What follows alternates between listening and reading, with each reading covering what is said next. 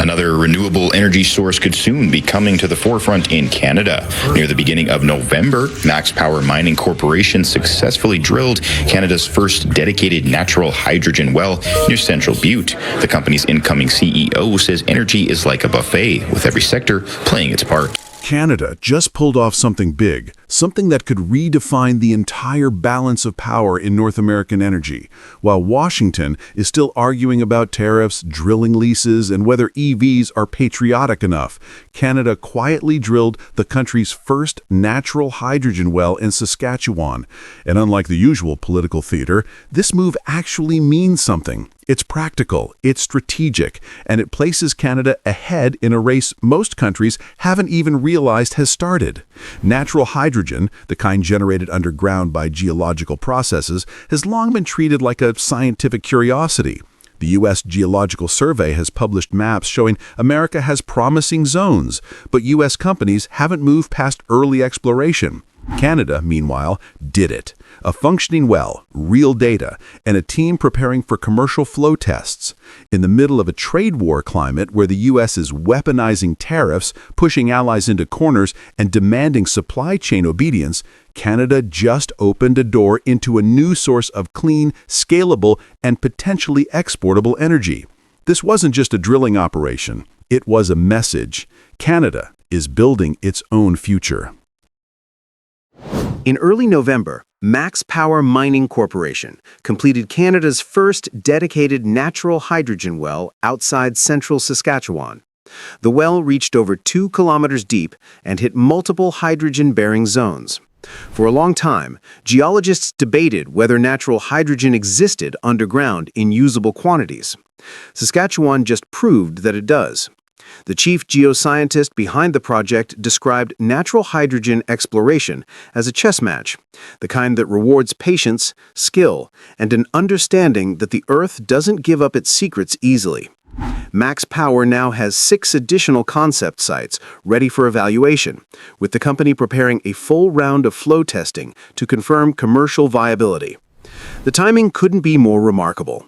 Canada's energy system is already one of the cleanest in the world, with an 85% clean electricity grid powered by hydro, nuclear, and growing renewable capacity. Prime Minister Mark Carney has spent the past year promoting a diversified, Asia-oriented trade strategy as the U.S. under President Donald Trump doubles down on tariffs, protectionism, and demands for allies to fall in line. Now Canada has stumbled upon a resource that could speed up the energy transition, power AI-driven data centers, reduce water usage, and eventually become a new export sector. All at the moment the U.S. is squeezing neighbors with 25% to 100% tariffs and threatening new import restrictions. Hydrogen wasn't supposed to be part of the political story, but now it is. While America debates which state should host the next oil lease, Canada is doing what innovators do, moving first. Natural hydrogen is still a frontier resource. The world has barely scratched the surface. But leadership matters. The country that proves the resource is real will shape the standards, the technology, and eventually the market. Today, that country is Canada. The United States has geological potential, but no major company has drilled a purpose-built hydrogen well to full depth. Canada has. And in geopolitics, the difference between might be possible and we already did it is enormous. Trump's second term has made one thing clear: energy and trade are now the same battlefield. The U.S. has slapped tariffs on Canadian steel, lumber, aluminum, autos, and now even trucks and agricultural goods. The message is simple: Washington wants leverage. But leverage only works when the other country depends on you. Canada developing a new source of clean domestic energy weakens that dependence.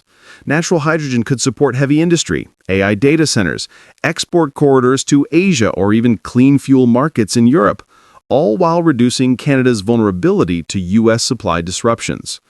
It's not that hydrogen will replace oil tomorrow, but markets move on signals, and the signal from Saskatchewan is that Canada is not standing still. Mark Carney has spent 2025 building new partnerships across South Korea, Japan, ASEAN, and China. APEC 2025 made one thing clear. Asia is opening its door to Canadian energy, technology, and supply chains. Natural hydrogen fits into that pivot beautifully. South Korea just signed a defense industrial partnership with Canada. Japan is expanding clean tech investment. China wants to reset relations and is hungry for cleaner fuels. A future hydrogen exporter with political stability and environmental credibility, that is a role Canada is perfectly positioned to play. And it is a role the United States cannot block with tariffs. Historically, America dominates new energy markets. From shale oil to LNG exports, the U.S. usually moves first and forces others to catch up. But natural hydrogen is different. The U.S. has maps, draft policies, and pilot projects, but no major commercial drilling success story. Canada now holds the milestone. With Washington locked in tariff disputes, angry refinery lobbying, and political battles over environmental rules, the U.S. is distracted. Clean energy investors notice, artificial intelligence firms notice, data center developers notice, especially since natural hydrogen could dramatically reduce water use compared to cooling today's AI clusters. A Canada that can power next-generation computing without relying on U.S. gas or U.S. political unpredictability becomes a very attractive partner. Let's be honest. Canadians have taken one hit after another this year. Jeep production moved south. Trump imposed more tariffs. GM shut its Ontario electric van line. Washington has tried to use energy as leverage repeatedly. And then suddenly, Canada scores a clean tech win entirely on its own soil. No U.S. subsidy, no White House pressure, no multinational dictating the terms. Just Canadian geologists, Canadian land, Canadian innovation, and a well that may open the door to a brand new industry. For a country often framed as reacting to U.S. decisions, this is a rare and welcome reversal. Canada's first natural hydrogen well is more than a scientific breakthrough. It is a statement of intent.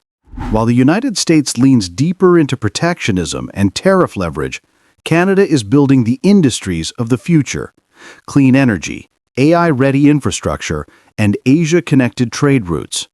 If commercial tests succeed, Canada will not only gain a new domestic resource, it will gain bargaining power, it will gain independence, and it will gain credibility as a country capable of leading, not waiting. So the real question is simple. If this is what Canada can achieve with its first hydrogen well, what happens when the next 6 come online? Because for the first time in a long time, Canada isn't following. Canada is setting the pace. The softwood lumber industry is far from thankful after the holiday weekend. More American tariffs came into effect this morning, 10% on top of the already existing 35%. What are the levers we can pull? What are the buttons we can push that will demonstrate to the U.S. that they want to house Americans? They need Canadian wood to do that. They need New Brunswick wood to do that because they don't have enough supply for their own interests. What if Donald Trump's latest tariff assault on Canadian lumber ends up hurting Americans far more than Canadians? What if the real political danger isn't in British Columbia mills or Atlantic forestry towns, but in the heart of the U.S. housing market, where builders, families, and young homebuyers are now paying the price? Today we break down how Canada responded with strategy instead of panic, why Trump miscalculated the economic fallout, and why this lumber dispute is becoming a political problem he can't afford to ignore. Throughout 2025, the United States under President Donald Trump intensified its America First tariff regime, escalating duties on a wide range of Canadian exports. Softwood lumber once again became a centerpiece of the dispute. By late 2025, the U.S. Commerce Department finalized combined anti-dumping and countervailing duties ranging from the mid-30s to almost 50% against several major Canadian producers. Some companies, such as Canfor, were hit particularly hard, facing nearly half of their export value in additional charges. On the surface, Washington framed this as a decisive strike against Canada's forestry sector. The rhetoric was familiar. Canada was flooding the U.S. with subsidized wood, and American producers needed protection. But behind the scenes, the dynamics shifted in ways Trump did not expect. Unlike past disputes, Ottawa, under Prime Minister Mark Carney, did not answer with dramatic retaliation or public anger. Instead, Canada rolled out a calm, calculated response that stabilized its domestic industry and quietly undermined the political benefits Trump hoped to gain. Carney's government launched a $1.2 billion support package for the forestry sector, designed not as a bailout but as a strategic buffer. Much of the funding took the form of loan guarantees and modernization credits, ensuring that mills could keep running, payrolls could stay steady, and communities dependent on forestry did not collapse under pressure. At the same time, the government made a deliberate shift in tone, choosing to de-escalate legal battles rather than escalate them. In September, Ottawa withdrew two long-running legal challenges against U.S. lumber duties. Bloomberg called it a surprising pivot, signaling Canada's focus on larger negotiations ahead, particularly with the 2026 USMCA review around the corner. Meanwhile, Canada's new federal budget revealed a broader strategic direction. Instead of treating lumber as an isolated problem, Carney integrated it into a national plan to reduce export dependence on the United States. His commitment to doubling non-U.S. exports over the next decade sent a clear message. Canada would not allow American tariffs on lumber or any other sector to dictate its future. Canada's approach stands out for its discipline. The government recognized that a dramatic, emotional counterattack would only fuel Trump's narrative and push both countries closer to a damaging escalation. Instead, Ottawa strengthened its own supply chains, shored up vulnerable industries, and redirected national economic policy in ways that are already reducing American leverage. The support package ensured that Canadian mills did not collapse under tariff pressure, something Trump may have expected. Because the funding was structured as credit guarantees and investment incentives rather than direct subsidies, it insulated companies from immediate financial shocks without provoking further trade retaliation. This quiet stabilization made it clear that Canada was playing a long game, ensuring that the sector survives today while preparing it to thrive in new markets tomorrow. Carney's trade diversification plan reinforced this position. By seeking deeper trade ties with Asian nations, South Korea, and Japan, and by expanding Canada's role in high-value engineered wood products, Ottawa is gradually rewriting the North American lumber equation. Canada is becoming less reliant on the U.S. market, but the U.S. is not becoming less reliant on Canadian supply. The legal de-escalation was perhaps the most unexpected move. Instead of leaning on WTO-style litigation, Canada stepped back, signaling confidence rather than desperation. This approach deprived Trump of the ability to portray Canada as an aggressor, keeping the political spotlight focused on the domestic consequences of his tariffs. The economic fallout inside the United States is now becoming impossible to ignore. America does not produce enough softwood lumber to support its booming construction industry, particularly in regions like the South and Midwest, where demand for new homes is high. Tariffs on Canadian imports, long the backbone of U.S. supply, act as a direct tax on home building. Industry groups across the United States warned throughout 2025 that framing lumber prices were rising sharply. Futures markets hit a 3-year high as uncertainty over future tariffs spread. Builders describe the situation as a pricing roller coaster, one that makes it nearly impossible to plan projects or manage costs. For ordinary Americans, the impact is even starker. According to the National Association of Home Builders, every $1,000 added to the price of a new home pushes more than 100,000 potential buyers out of the market. With the combined effect of Trump's tariffs adding between $6,000 and $14,000 to the cost of a single newly built home, the math becomes devastating.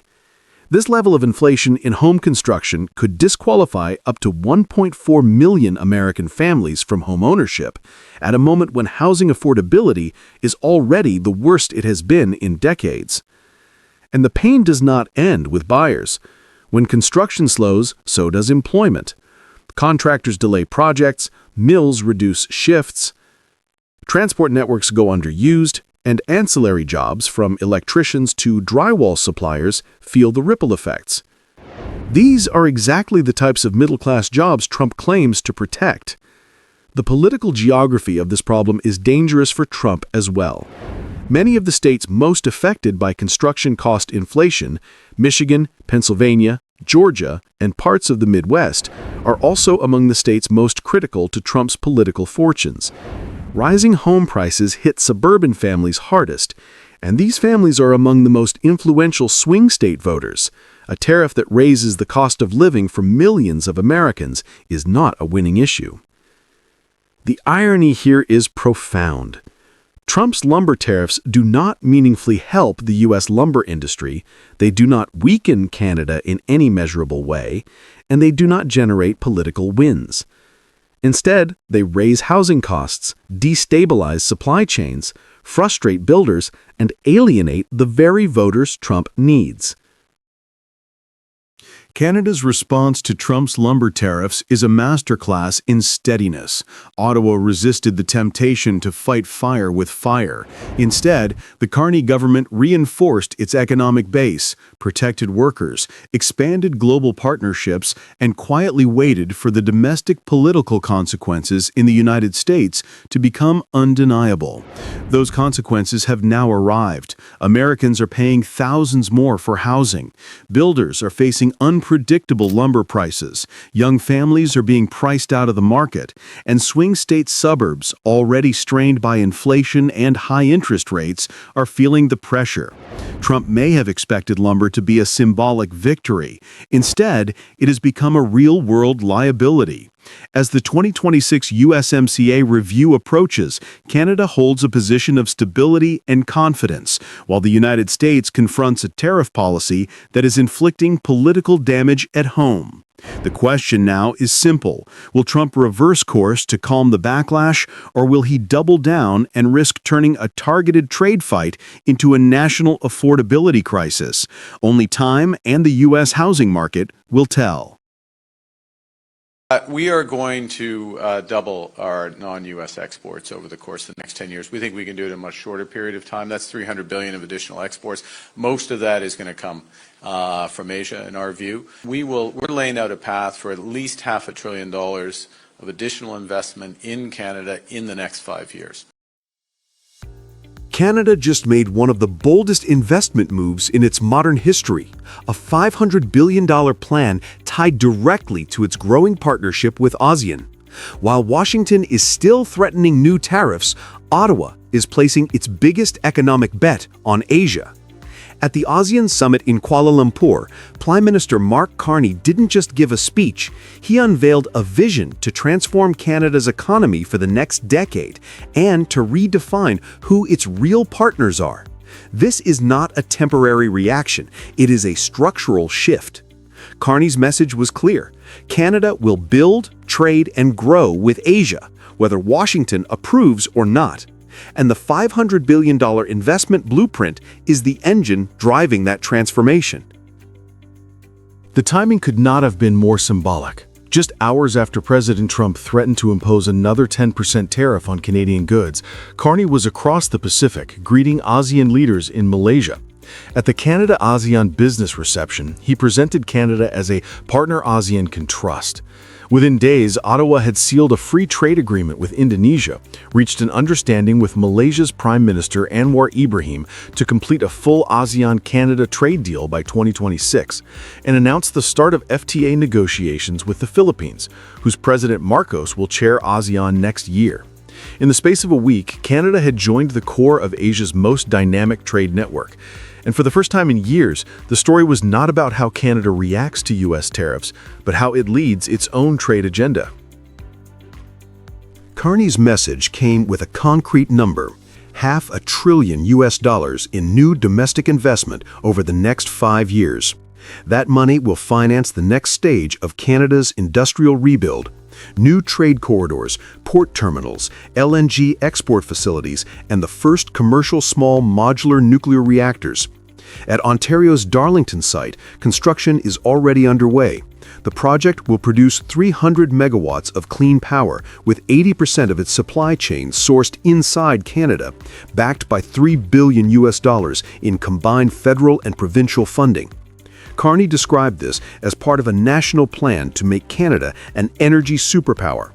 The country has the third largest oil reserves and the fourth largest LNG reserves on Earth. Shipments began earlier this year with help from Malaysia's Petronas. By 2030, Canada plans to export 50 million tons of LNG annually, doubling by 2040. The $500 billion plan also includes major upgrades to Canada's railway and port logistics, allowing goods to move from Saskatchewan's grain fields to Asian harbors in less than 2 weeks. Analysts at the Canadian Chamber of Commerce estimate these new routes could add 1% to GDP growth by 2028 if fully built. Instead of responding to U.S. tariffs with anger, Carney is using them as fuel for Canada's biggest wave of industrial investment in a generation. Behind this plan is a clear strategy: double Canada's non-U.S. exports within 10 years, adding roughly $300 billion in trade, according to the Canada-Asian Business Council. To achieve it, Ottawa is working on 3 fronts. First, new bilateral and regional pacts across ASEAN. Second, using Canada's dual membership in the EU and the CPTPP to connect the 2 blocs, effectively creating a bridge between Europe and Asia. Third, attracting capital from Asia back into Canada to finance infrastructure, energy, and technology projects. Carney's line that Canada can do more than one thing at once defines this approach. The goal is not to pick sides between Washington and Asia, but to build economic leverage with both.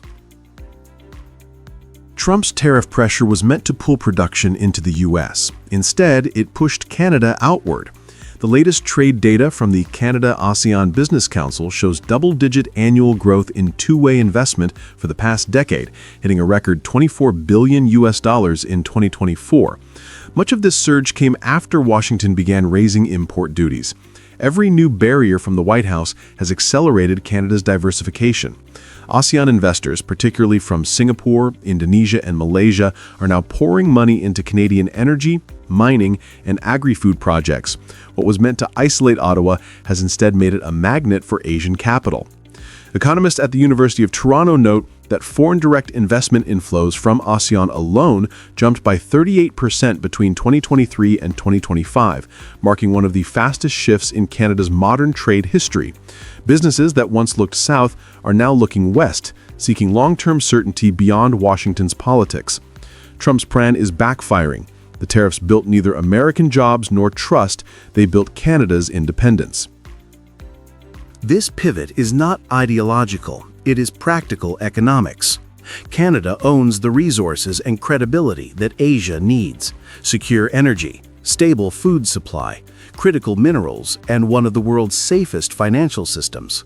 Canadian pension funds, managing over 1.8 trillion Canadian dollars, according to Statistics Canada, are already major global infrastructure investors. By linking them with ASEAN's sovereign wealth funds, Carney is creating a two-way corridor of capital where Asian investors fund Canadian projects and Canadian funds help develop clean energy networks across Asia. His cabinet reflects that vision. Key officials come from industry and finance rather than politics: former CEOs, investment bankers, and infrastructure specialists. They treat government as a growth platform, not just an administration. In short, Carney is governing like an economist, focusing on execution, scale, and credibility, the very qualities global investors look for. At the ASEAN summit, 2 different economic models faced each other. The Trump team came with threats of new duties. The Carney team came with contracts and investment plans.